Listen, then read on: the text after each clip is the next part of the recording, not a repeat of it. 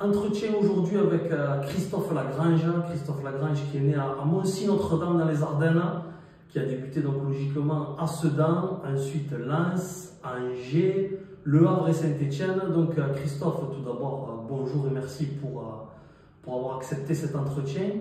Et est-ce que tu peux nous raconter ton parcours juste avant d'arriver à Sedan? Donc merci à toi. Bon, je vous explique mon parcours. Donc j'ai commencé le foot à l'âge de 7 ans au CS Sedan Ardennes, où j'ai fait toutes les catégories, poussin, pupille, minime, cadet, junior, puis l'équipe de D2, où j'ai incorporé celle-ci au mois de octobre. J'ai participé sur cette saison à 29 matchs. J'ai dû inscrire un ou deux buts. À l'issue de cette saison, le Racing Club de Lens voulait me recruter, mais moi j'ai refusé à partir. J'avais envie de continuer encore un an avec mes potes. J'avais eu du mal à quitter le club et surtout ma famille. Donc je suis resté une année de plus, l'année 85-86, où j'ai participé à 31 matchs, inscrit 3 buts. Et à l'issue de celle-ci, nous sommes descendus en D3 à l'époque. Et donc moi, j'ai rejoint le Racing Club de Lens en tant que stagiaire pro. Le club m'avait proposé 2 ans. Donc j'ai signé un contrat de 2 ans de stagiaire pro. Pendant ces 2 ans, j'ai fait une année au bataillon de Joinville. À l'issue de ces 2 ans, le club m'a proposé un contrat de 4 ans, un contrat pro que j'ai signé. Et à l'issue de la saison, la première année, on m'a dit on va te prêter. Et donc on m'a prêté à Angers. Et je suis resté en fait à Angers pendant 6 ans, jusqu'en 94.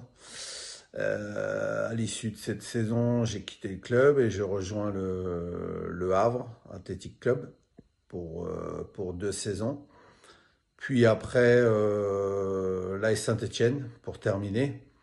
Et de 96 à 98. Et à l'issue de ça, j'ai mis un terme à ma carrière et j'ai rejoint Montpellier, le groupe sportif Marcel Nicolin, foot entreprise, où j'ai effectué ma reconversion. Voilà. Concernant justement ton passage à Lens, comment as-tu vécu premièrement ce déracinement, toi qui étais ardennais, de quitter Sedan et de rejoindre le Nord? As-tu eu d'autres opportunités hormis le RC Lens?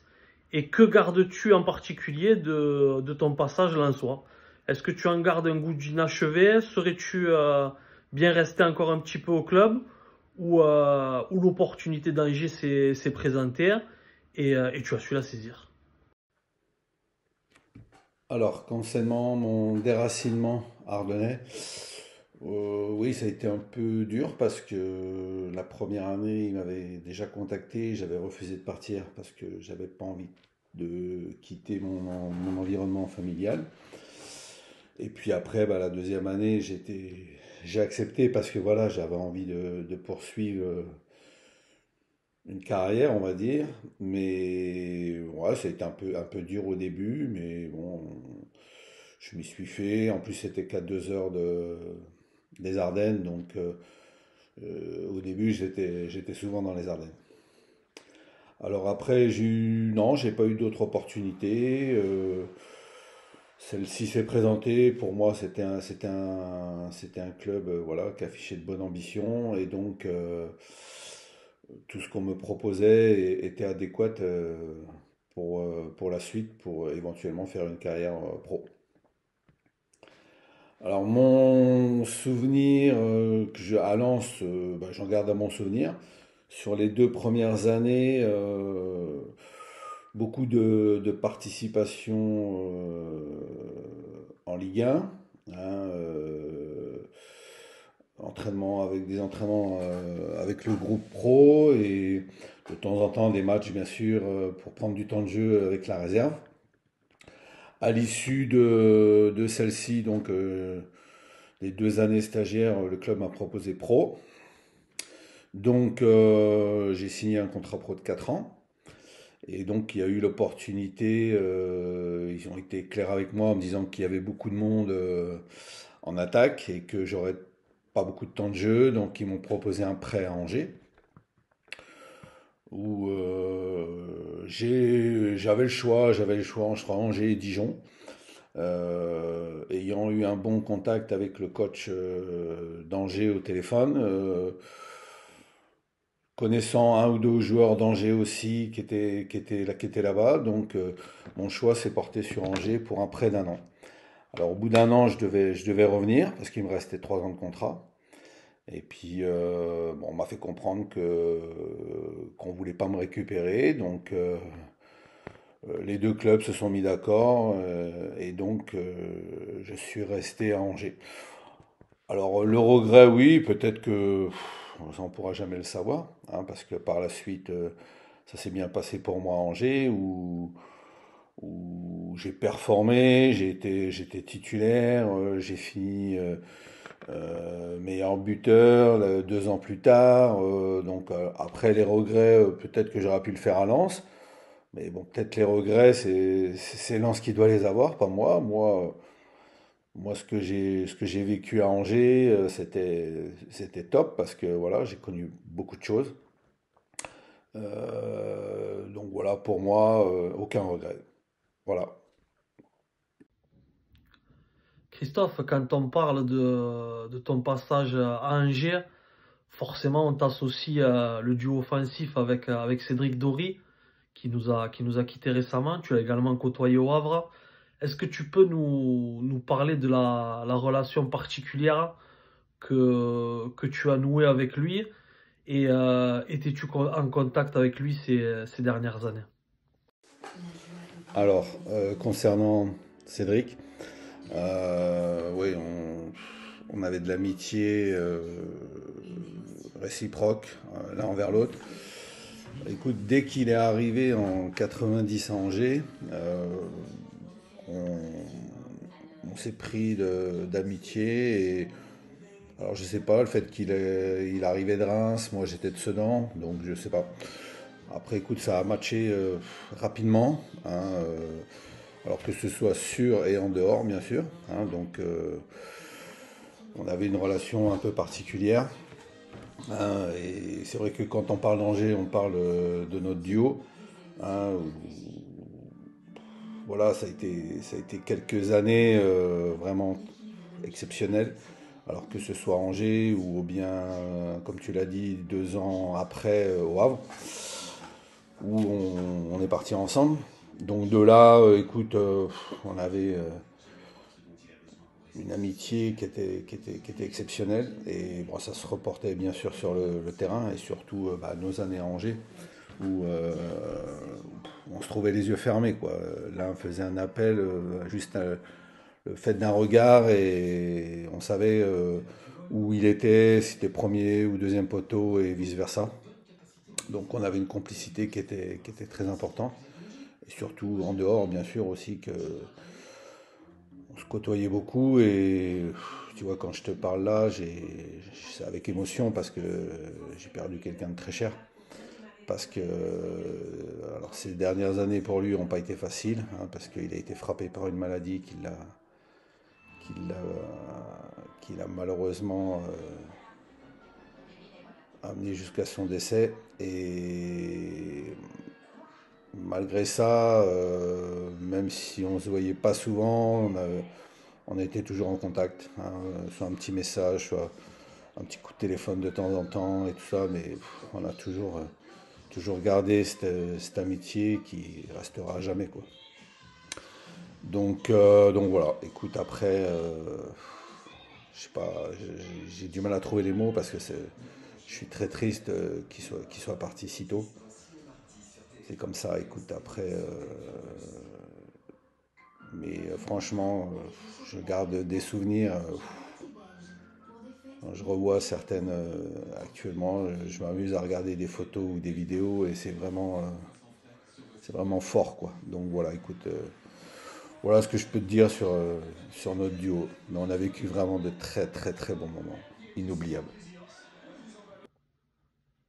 Oui, effectivement, on voit l'émotion dans tes propos, mais j'ai envie de clôturer sur le sujet en évoquant ton sourire également à la fin quand tu relates ces souvenirs, les vidéos et les photos que tu regardes, ça montre que le meilleur reste, on va dire, voilà.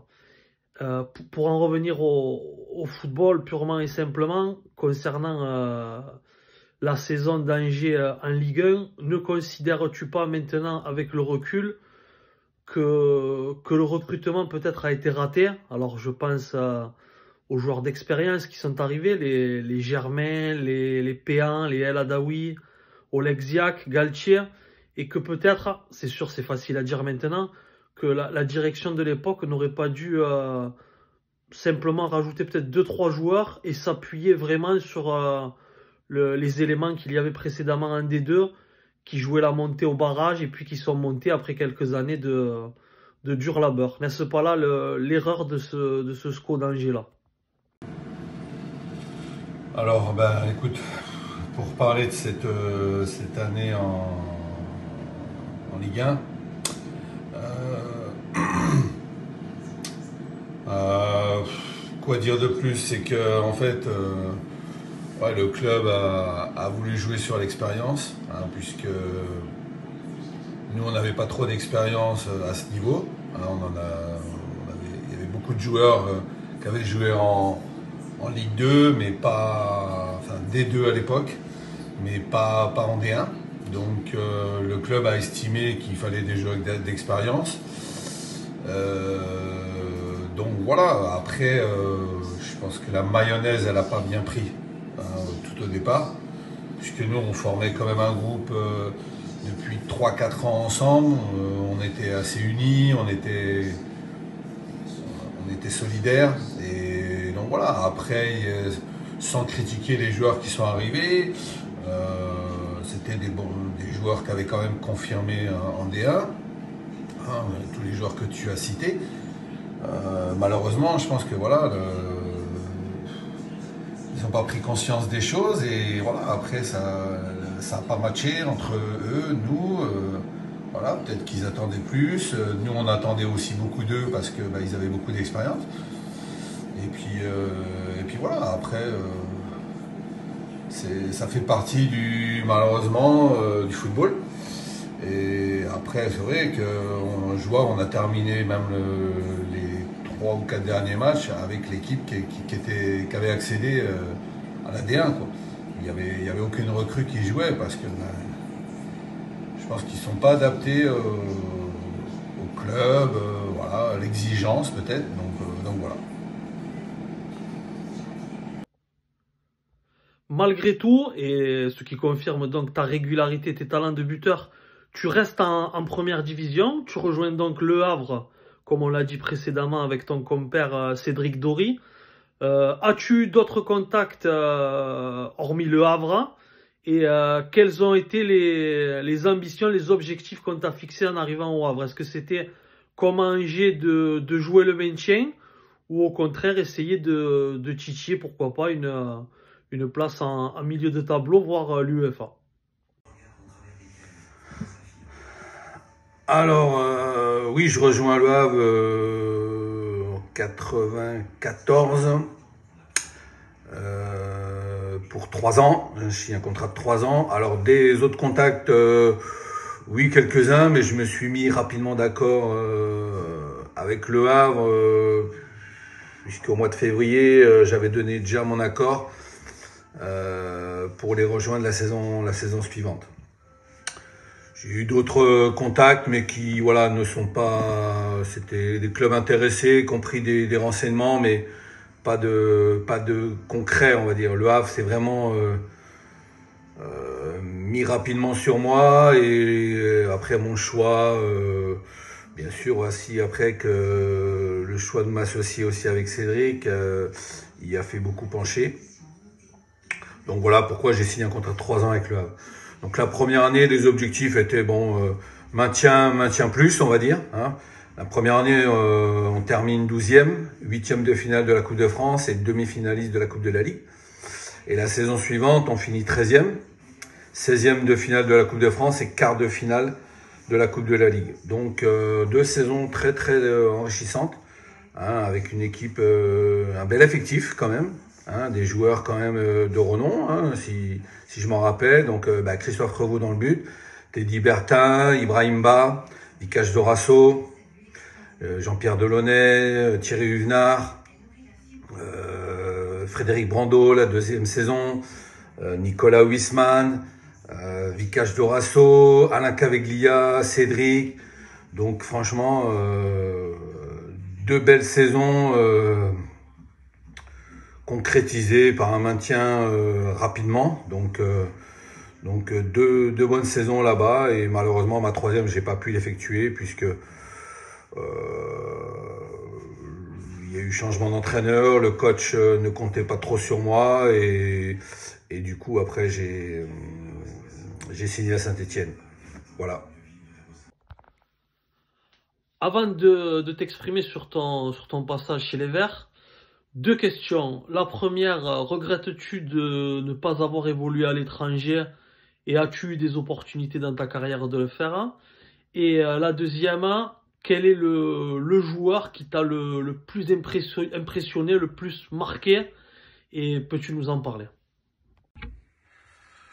Non, pas de regret d'avoir évolué à l'étranger, puisque c'était pas trop en vogue à cette période. Mais c'est vrai, peut-être que j'aurais bien aimé, et je pense qu'un pays comme l'Angleterre m'aurait bien plu pour évoluer dans ce championnat. Malheureusement, c'était pas d'actualité, donc voilà. Donc aucun regret. Et sur la seconde, le joueur qui m'a le plus impressionné, écoute, je vais en citer 2 à l'époque. Hein, c'était notre ami Zizou, hein, qui évoluait au Girondins de Bordeaux, avec un talent extraordinaire. Moi, j'ai joué contre lui quand il était à Cannes, et après qu'il était à Bordeaux. Donc voilà, j'ai eu la chance de l'affronter, et franchement, c'était quelque chose de grand. Et le deuxième, c'est un avant-centre, Jean-Pierre Papin, qui pour moi était un modèle à l'époque, hein, parce que travailleur, des buts incroyables avec Marseille. Donc pour moi, ça a été ces 2 joueurs-là que je vais retenir sur mes saisons passées en Ligue 1. Voilà. Christophe, la saison suivante, c'est Saint-Étienne, le mythique Saint-Étienne. Ce sera un des 2. Donc pourquoi ce choix déjà de descendre d'un échelon? Et ensuite, première saison extrêmement pleine, avec un très beau duo avec Samba Ndiaye, et une deuxième beaucoup plus délicate. Première saison avec Pierre Mankowski, deuxième avec Pierre Epellini, donc deuxième plus délicate comme je viens de le dire. Que gardes-tu de ce passage à Saint-Étienne dans une période très difficile, avec des saisons qui ont failli se terminer par une descente en nationale? Alors, Saint-Étienne, quoi dire? Un club mythique. Alors pourquoi ce choix? Écoute, tout simplement, il me restait 1 an de contrat au Havre, et changement de coach. Donc moi, il me restait 1 an. Un nouvel entraîneur est nommé au Havre, René Exbraya, qui me rencontre et qui me dit écoute, je vais pas trop compter sur toi, mais sans me mettre dehors, hein, bien sûr, hein. Donc voilà. Donc après, moi, je réfléchis. J'ai 30 ans, je me dis, si c'est pour passer 1 an sur le banc, ça m'intéresse pas trop.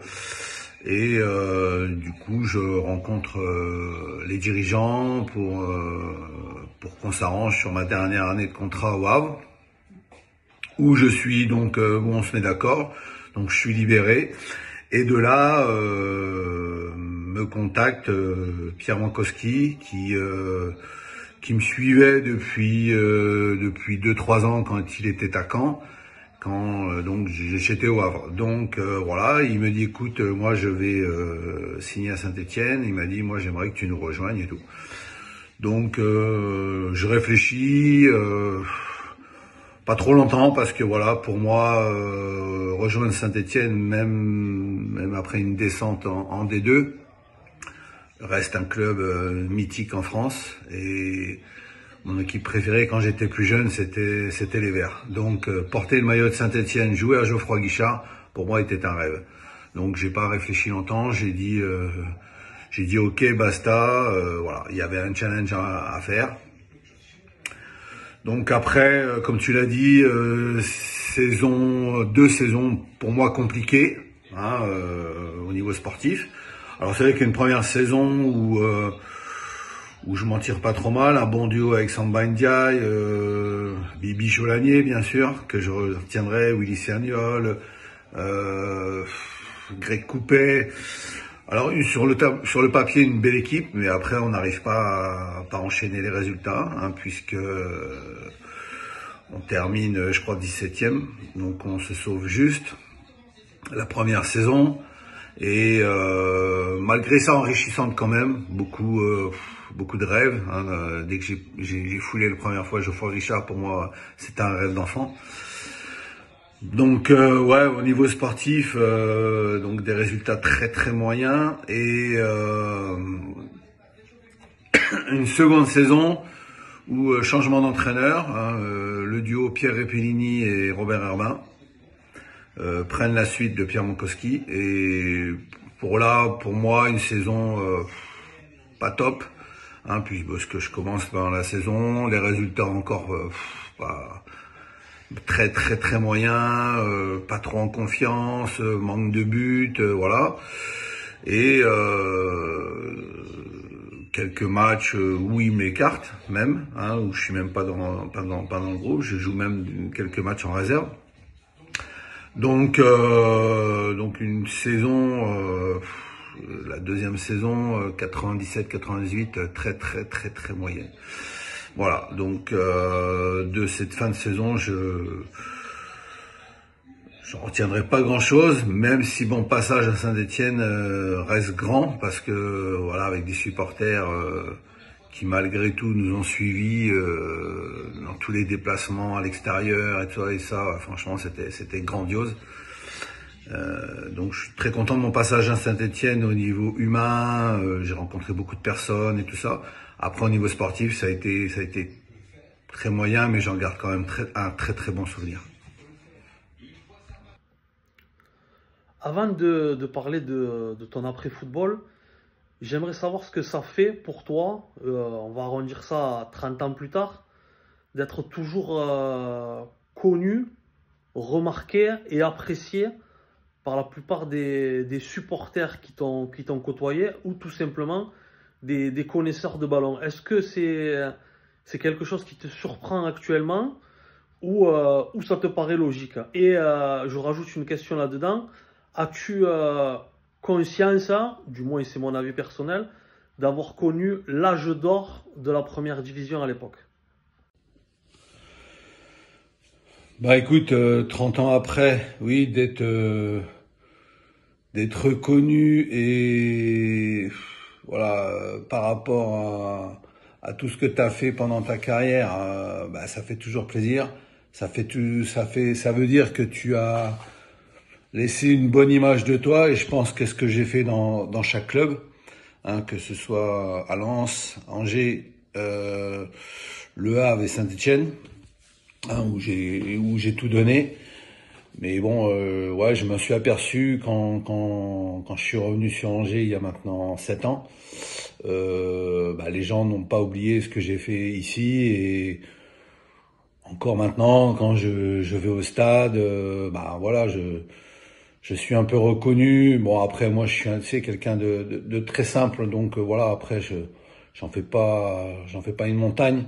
Mais bon, ça fait toujours plaisir quand on te rappelle des bons souvenirs quand t'étais au club, quoi. Après, moi, voilà, ici, parce que je suis toujours le meilleur buteur du club, toute compétition confondue, où j'ai marqué 125 buts. Donc voilà, ici, j'ai laissé quand même une très bonne image. Alors je pense qu'à Lens, peut-être un peu moins parce que c'était mes débuts. À Sedan aussi, quand j'ai commencé, quand j'y retourne parce que c'est ma ville natale, en fait, je suis un peu le premier joueur des équipes de jeunes à être sorti, à évoluer au haut niveau. Après à Au Havre, voilà aussi, parce que je suis retourné quelques fois et les gens sont contents. On a même créé un groupe, Le Havre Légende, où de temps en temps on se retrouve. Et donc voilà. Et Saint-Étienne aussi, j'y suis retourné et voilà, je sais que j'ai laissé un bon souvenir là-bas, puisque comme je te disais, quand tu donnes tout, les supporters ils gagnent une bonne image et voilà, et ça fait toujours plaisir. Alors après, comme la deuxième question, tu dis l'âge, les années hors, on va dire oui, pour moi c'était quelque chose d'exceptionnel ces années-là. Cette période, voilà, où il n'y avait pas tant de blabla dans le football que maintenant. Ouais, j'en suis conscient que c'était des grosses années et franchement, moi j'ai kiffé grave quoi. Donc voilà, donc c'était vachement nous, c'était plus sur le plaisir qu'autre chose. Maintenant, il y a beaucoup d'arguments qui rentrent en jeu et je trouve que le football a changé, le football moderne. Mais voilà, faut vivre avec ces passages génération, voilà, ça passe. Mais c'est vrai que le football d'avant était quand même était vraiment quelque chose de très sympa. Christophe, qu'est-ce qui t'a poussé après Saint-Étienne à arrêter ta carrière? Est-ce que c'est justement le dégoût de cette dernière année stéphanoise? Et comment s'est présentée ta reconversion avec notamment le groupe Corpo Nicolin et je reviens aussi sur tes passages en tant que coach à Béziers et à Pérol. Ouais, comment as-tu atterri dans l'Hérault du coup? Bon, comme tu le vois, je suis dans mon bureau là au club. Écoute, pour revenir sur la fin de ma carrière, en fait, non, c'est pas un dégoût de la saison stéphanoise. C'est juste un manque peut-être de propositions, parce que voilà, j'ai pas été trop sollicité quand j'ai quitté Saint-Étienne. Je suis retourné un peu dans mes Ardennes natales. Je me suis entraîné avec Sedan. Alors c'est vrai que j'aurais bien voulu peut-être terminer à Sedan, mais bon, voilà, il y avait une équipe en place, des joueurs, donc c'était pas d'actualité. Donc voilà, après un peu d'attente et tout, vers le mois de la Toussaint, parce que j'avais mes enfants, j'ai décidé d'arrêter. Et donc, ce qui m'a poussé à venir dans l'Hérault, c'est que en fait, Monsieur Nicolin m'a appelé pour l'équipe Corpo. Et donc voilà, là j'ai dû prendre une décision en une après-midi, puisqu'il m'a appelé en me disant voilà, je veux renforcer mon équipe et j'aimerais que tu viennes. Donc voilà, après j'ai posé le pour, le contre, voilà, après il m'a proposé une reconversion au club où je m'occupais des jeunes. Donc voilà comment je suis atterri dans l'Hérault grâce à Monsieur Nicolin et une reconversion au club et de jouer dans l'équipe Corpo. Voilà. Peux-tu nous parler rapidement de ton expérience en tant que coach d'équipe senior, notamment à Pérol? Comment as-tu vécu cette expérience? Et est-ce que cela te titillerait un jour de coacher de nouveau une équipe senior? Christophe, pour terminer cette interview, déjà je te remercie d'avoir donné de ton temps. Et ensuite, donc, dernière question, est-ce que tu considères justement que ton retour en Anjou et en quelque sorte, avec ce retour, tu as bouclé la boucle, c'est-à-dire tu as débuté réellement, tu as été connu, tes meilleures années ont été à Angers et tu boucles la boucle donc logiquement également à Angers. Est-ce que tu considères que ton travail actuellement au centre de formation est ton dernier, que ta carrière dans le football s'arrêtera sur ce passage à Angers? Merci à toi. Oui, la boucle, elle est bien bouclée, hein, puisque maintenant ça fait 5 ans que je suis revenu à Angesco, hein, au départ en tant que recruteur, et puis maintenant responsable depuis 2 saisons du recrutement du centre de formation. Donc j'en suis très content d'être revenu au club, hein, que le club m'ait tendu la main. Donc voilà, donc écoute, pour l'instant tout va bien, tout se passe pour le mieux et j'espère continuer encore beaucoup de temps.